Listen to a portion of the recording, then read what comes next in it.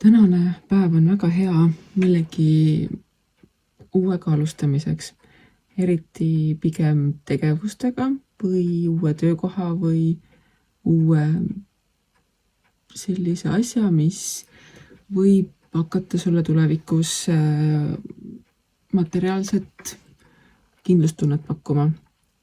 Ja selle alustamine on omakorda väga hästi toetatud erinevate kiirete energiatega, mis tähendab, et sinu sisemine tuli põleb väga suure leegiga, mis aitab sul kõike seda uut alustada ja tööle panna. Ning ära mõtle selle juures, et kas see, mis ma teen, on õige või vale või kuidas see hakkab pärast välja nägema. Sellel ei ole praegusel hetkel mitte mingisugust mõtet. Kui sinu sisetunne ütleb, et see on see asi, mis on täna vaja teha, siis usalda seda sisetunnet. Sinu alateadvus teab, mida sinu jaoks praegusel hetkel kõige rohkem vaja on.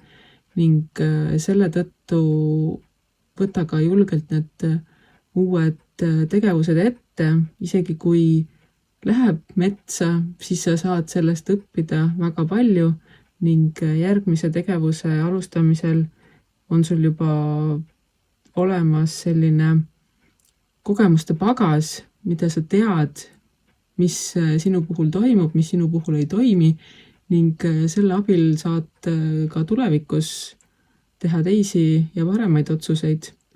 Nii et täna võta ja alusta ja tee seda kõike oma sisemise säraga. Sa tead, milline sa oled, sa tegelikult tead, mis sinu silmad särama lööb ning sa tead, kuidas oma asju kõige paremini teha.